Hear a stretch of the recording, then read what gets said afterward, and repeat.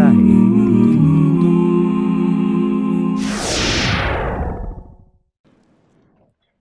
Innal hamdalillah nahmaduhu wa nasta'inuhu wa nastaghfiruh wa na'udzu billahi min shururi anfusina wa min sayyiati a'malina may yahdihillahu fala mudilla lahu wa may yudlil fala hadiya lahu wa asyhadu an la ilaha illallah wahdahu la syarika lahu wa asyhadu anna Muhammadan abduhu wa rasuluh sallallahu alaihi wa ala alihi wa man sanna bi sunnatihi ila yaumiddin. Qala Allah Ta'ala, ya ayyuhalladhina amanu ittaqullaha wal tandur nafsum ma qaddamat lighad wattaqullaha innallaha khabirum bima ta'malun. Tunay na ang lahat ng papuri ay para lamang kay Allah Subhanahu wa Ta'ala. Sa Kanya tayo humihiling ng ating mga pangangailangan at sa Kanya tayo humihingi ng kapatawaran sa ating mga kasalanan. Sa Kanya tayo nagbabalik loob at sa Kanya tayo nagpapakupkup sa kasamaan ng ating mga sarili at kasamaan ng ating mga gawa. Sino man ang gabayan ni Allah ay walang makapagliligaw. At sino man ang kanyang hindi bigyan ng gabay, ay hindi ito makasusumpong ng gabay.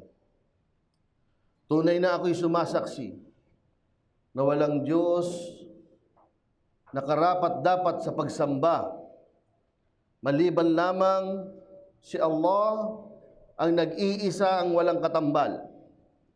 At ako'y sumasaksi na si Muhammad sallallahu alaihi wasallam ay ang kanyang propeta, kanyang sugo. Sumakanya nawa ang kapayapaan, pagbati, pagpugay. At gayon rin sa kanyang mga kasamahan at sa lahat ng mga tumangkilik, tumupad sa kanyang aral hanggang sa pagsapit ng araw ng paghuhukom. Sinabi sa banal na Quran, o mga mananampalataya, matakot kayo kay Allah at tignan ang inyong mga sarili sa hinaharap. At matakot kay Allah, tunay na si Allah subhanahu wa ta'ala ang nakaalam o nakababatid ng ating mga gawa. Mga magulang, mga kapatid sa pananampalatayang Islam, tunay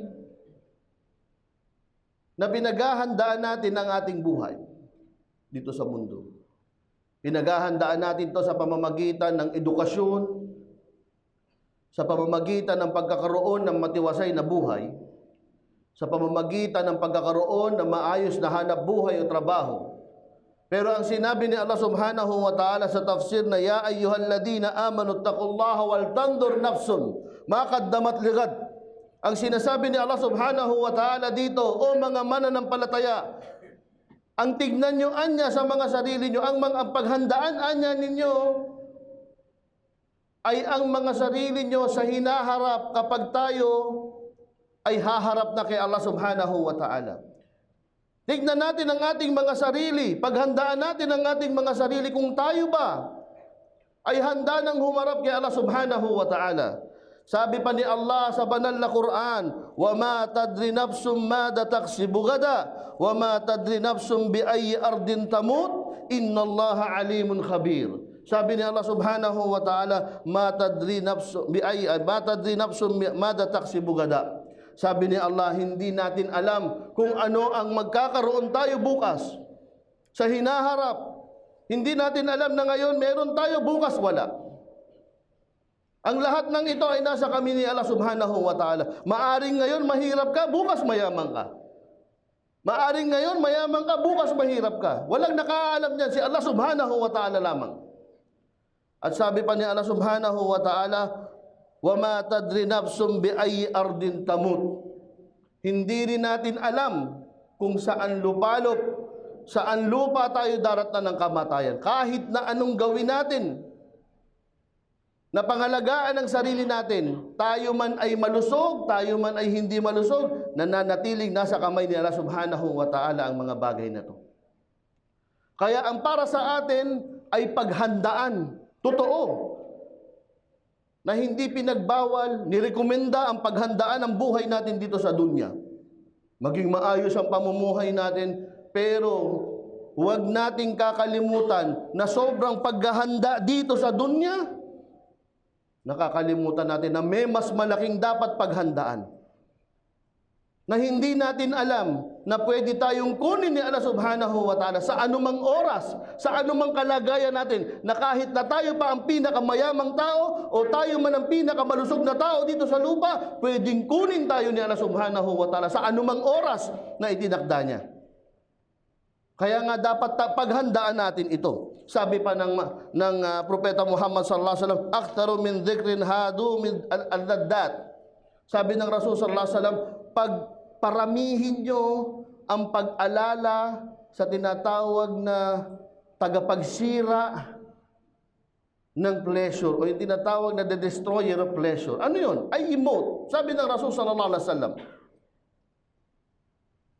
paramihin natin ang pag-alala sa kamatayan, sapagkat sinabi ng Rasul sallallahu alaihi wasallam, kapag lagi natin inaalala ang kamatayan, kung ikaw ay nasa kalagayang kahirapan, mapapanatag ka. Kapag ikaw naman ay nasa kalagayang maganda, mawawala ang iyong masyadong paghahangad dito sa dunya. Makakaramdam ka ng, sandali, iiwan ko to. Pag ikaw ay nasa kahirapan, nasa kalagayang kahirapan, pagsubok, mga problema, alalahanin mo ang kamatayan at mapapanatag ka. Sasabihin mo na hindi ito panghabang buhay, matatapos din ito. Pero kung ikaw naman ay nasa gitna ng napakalaking kasaganahan, sasabihin mo na hindi ko kailangan masyadong bigyan ng importansya itong kasaganahan na meron ako, sapagkat iiwan ko rin ito. Kaya nga sabi ng Rasul sallallahu alaihi wasallam, paramihin mo ang pag-alala sa kamatayang ito. Sabi pa sa athar, sinabi ng ng sahaba, "Aktaru dhikrul maut, fama min abdin aktara dhikruhu illa ahyallahu ta'ala qalbuhu." Sabi ng athar, sahaba, ang sabi, paramihin din daw anya ang pag-alala sa kamatayan, sapagkat ang pag-alala sa kamatayan ay nagbubuhay sa puso ng mga mananampalataya.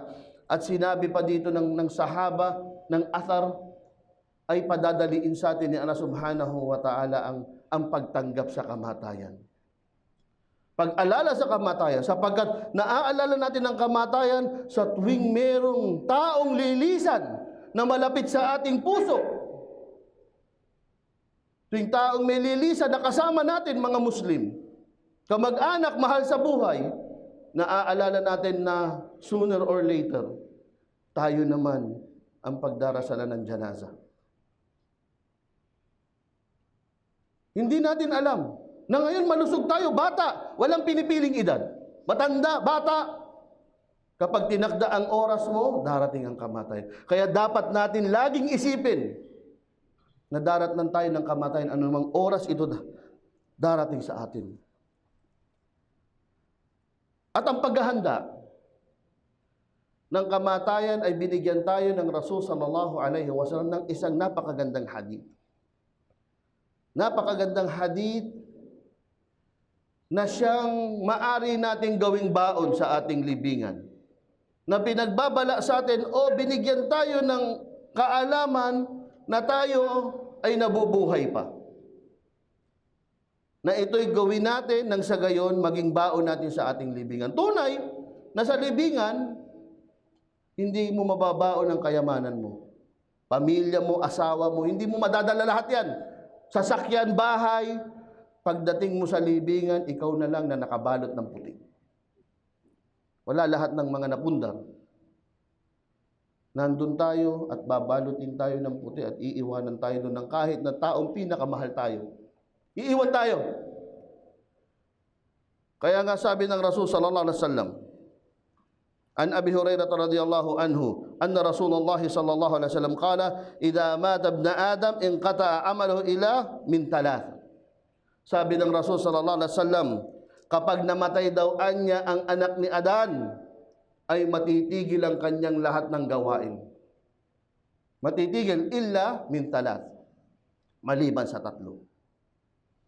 Pag namatay na tayo, tigil na lahat ng gawain natin. Hindi na tayo makakaroon ng reward o hindi na tayo magkakaroon ng kasamaan. Tigil lahat, maliban sa tatlo. Sabi ng Rasul sallallahu alaihi wasallam, ang una rito, sadaqatun jariyah.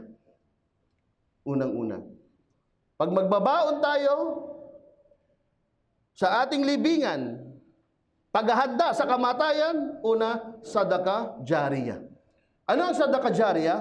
Ang sadaqatun jariyah ay ang charity, sadaqah, na tuloy-tuloy ang kanyang reward. Maraming uri ng sadaqah. Pagpapakain.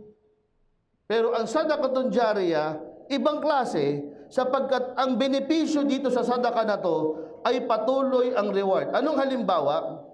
Ang pagpapatayo ng masjid. Sadaqah jariyah yan. Patubig. Sadaqah jariyah yan. Bakit?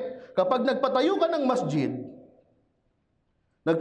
masjid, at patay ka na, kapag may nagsasala doon, bawat sala nila ay patuloy pa rin nalalagay sa iyong libingan kahit na pa ikaw ay patay na. Pag-imprenta ng mga aklat para sa da'wah, for example, mga da'wah, materials, kahit patay ka na, etong mga da'wah materials na to, patuloy na binabasa ng mga tao, patuloy kang nagkakaroon ng reward. Ito ang sadaqah jariyah. Kaya kung magsasadaka tayo, siguraduhin natin na ito'y mapupunta sa tama. Sadaqah jariyah, pagsuporta sa mga nag-aaral ng Islam. Mga nag-aaral, susuportahan mo ang isang nag-aaral ng Islam. At kapag siya ay nakapagtapos o habang nag-aaral pa lang, lahat ng reward niya bilang talibul ilm napupunta sa iyo kahit na nasa bahay ka lang. Hanggang sa mamatay ka.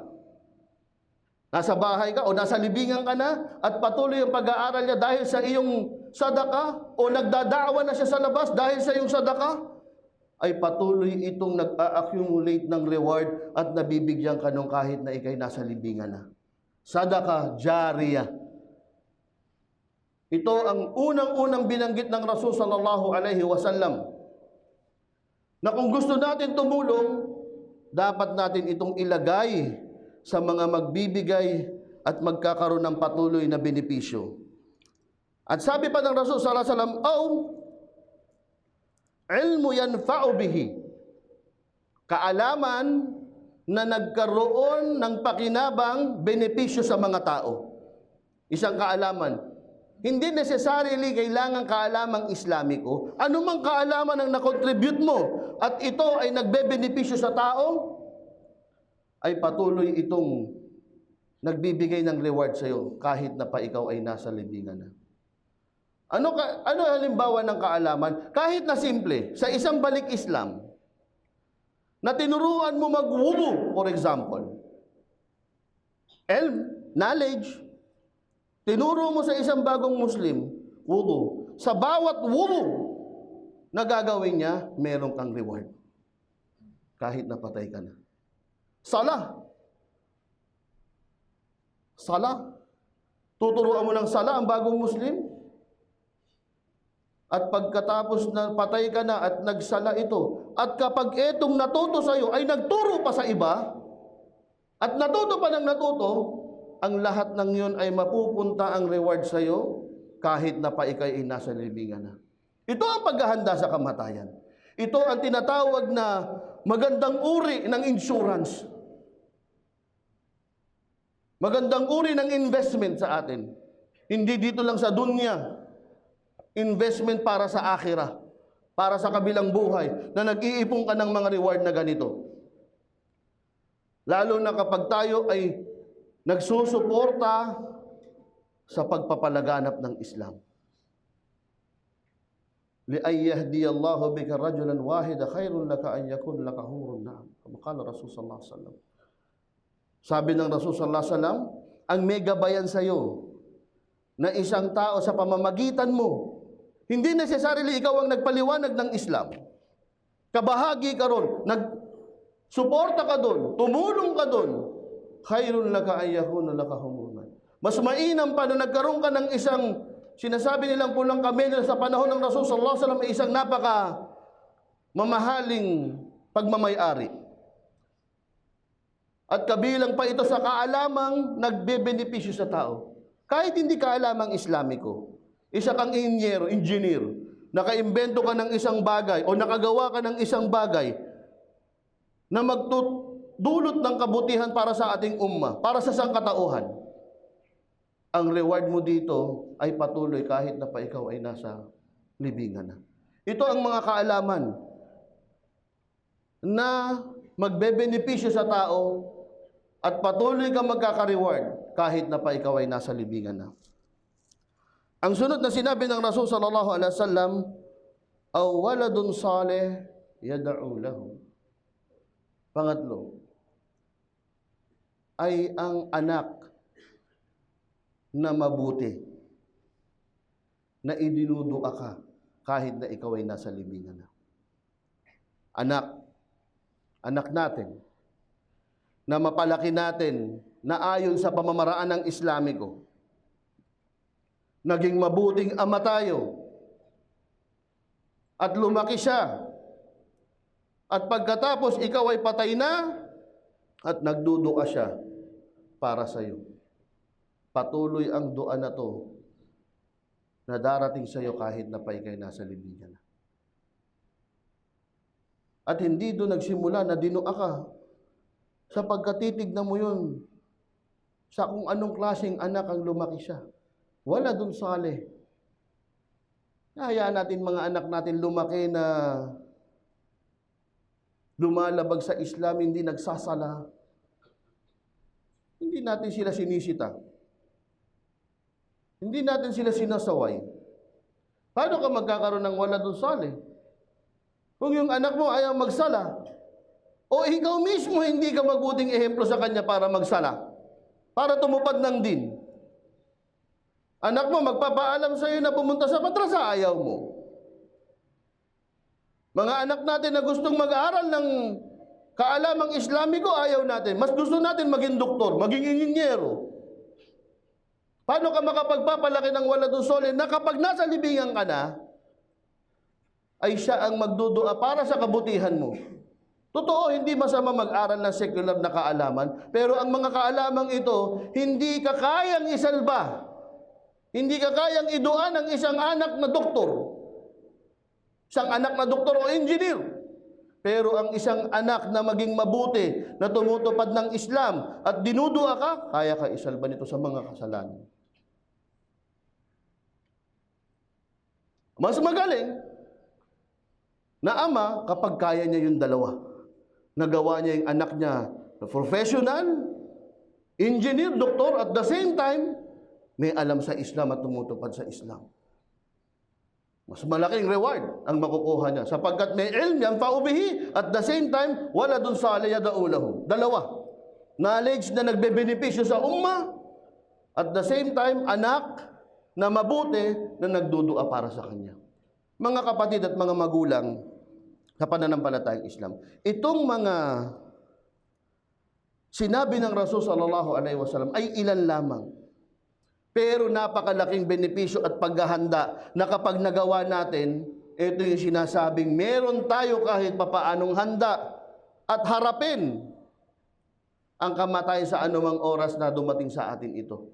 Pero unang-una, ang tunay na paghahanda sa pagdarating ng kamatayan ay ang pagtupad mismo natin sa ating relihiyon. Ang pagtupad natin sa ating din, ang pagsunod natin sa mga batas na tinakda sa atin ni Allah subhanahu wa ta'ala. Kaya ka nga tinawag na Muslim. Kaya nga tayo nasa relihiyong Islam. Ang ibig sabihin ng Islam, submission. Sumusuko.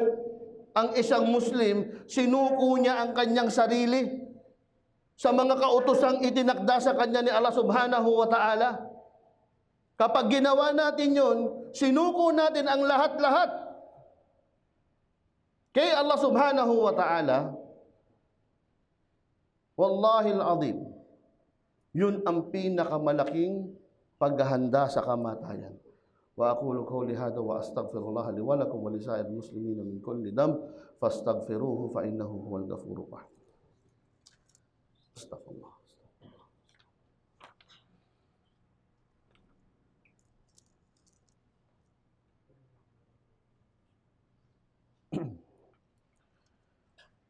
Alhamdulillahi rabbil alamin wa asyhadu an la ilaha illallah wahdahu la syarika lah wa asyhadu anna sayyidina Muhammadan abduhu wa rasuluhu.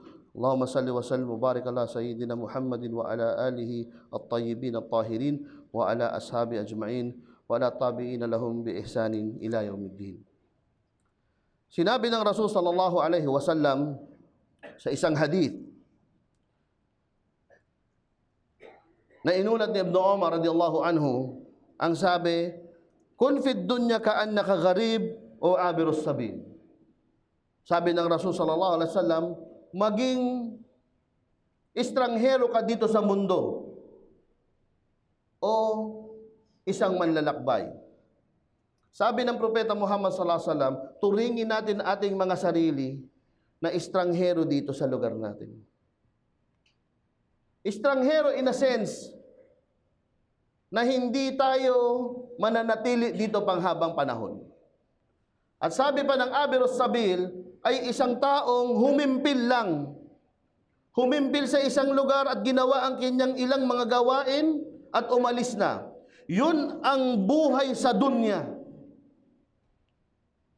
Manlalakbay ka, tumigil ka sa isang lugar para mag-CR, para mag-snacks, para magpahinga ng sandali. Sabi ng Propeta Muhammad sallallahu alaihi wasallam, yung kadapat, ganun dapat ang pagturing mo sa dunya.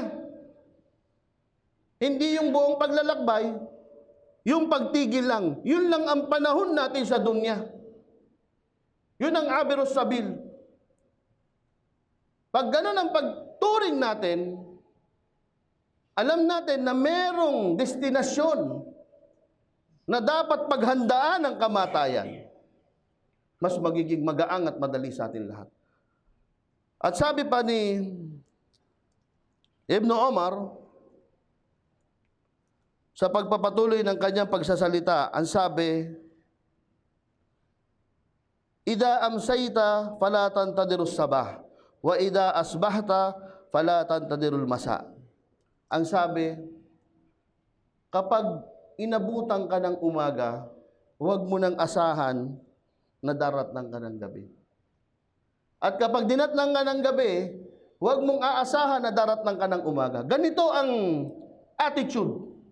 Ganito na tinuturing ang dunya.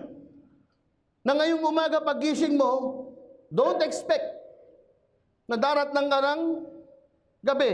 Walang kasiguraduhan. Pag dinatnan ka ng gabi, alhamdulillah. Papuri kay Allah subhanahu wa ta'ala sapagkat walang surety ang buhay natin.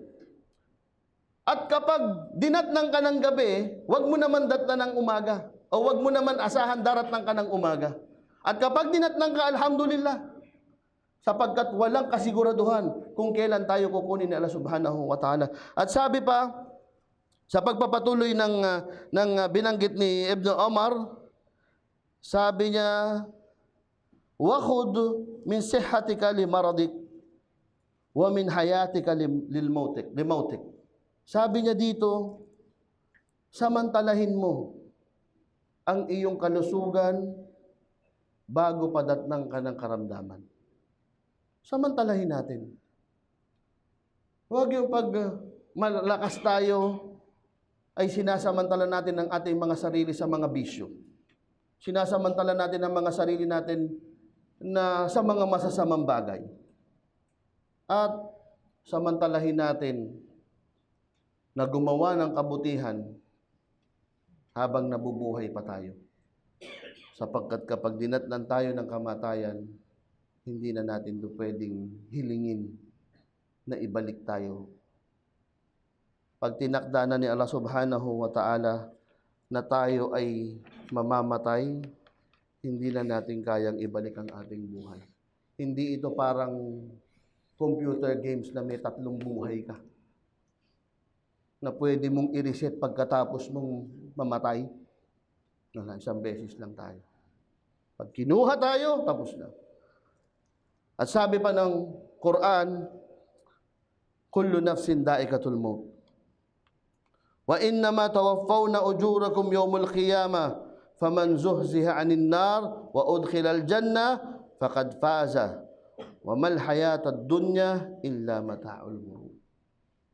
Ang sabi ni Allah Subhanahu wa Ta'ala, lahat ng buhay ay darat na ng kamatayan. At tunay na ang reward, na tunay na ang gantimpala ay darating sa araw ng paghuhukom. At sino man ang makaligtas sa impyerno at nakapasok na sa paraiso, ito yung tunay na tagumpay. Hindi ang yaman, hindi ang kasikatan. Lahat mamamatay. Lahat tayo. Walang matitira, kahit mga anghel. Ang tanong, ang tagumpay ay once na nakaligtas ka na sa impyerno. At sa panahon natin ditong sinusubok, napakalayo pa ng lakbay. At nakapasok ka na sa paraiso, ito ang tagumpay. At sa huli, wamal hayatud dunya illa mata'ul ghurur.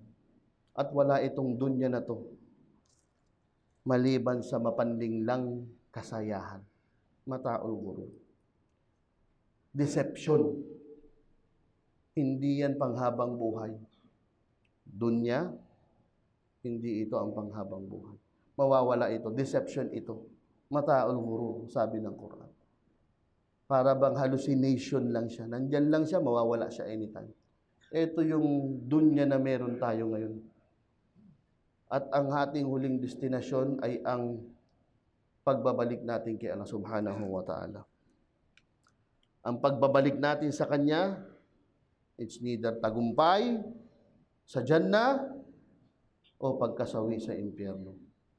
Dito natin paghandaan yan sa dunya na to. At hindi natin alam kung kailan tayo darat na ng kamatayan. Wa'alamu anna Allah amarakum bi amrin azim. Amarakum bis salati was salami ala nabiyil karim. Faqala inna Allah wa malaikatahu yusalluna ala nabi. Ya ayyuhalladhina amanu sallu alayhi wa sallimu tasliman.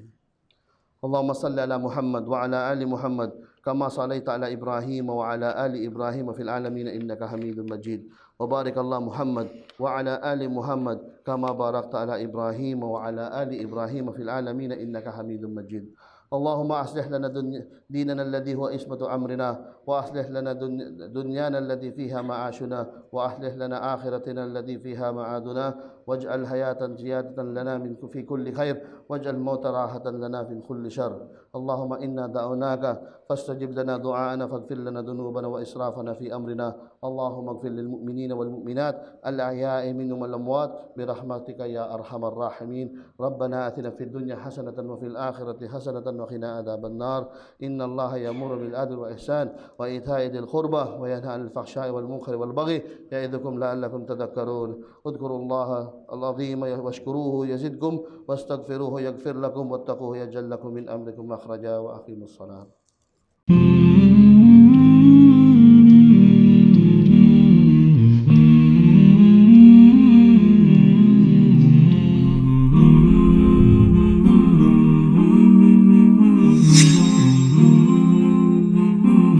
Mensahe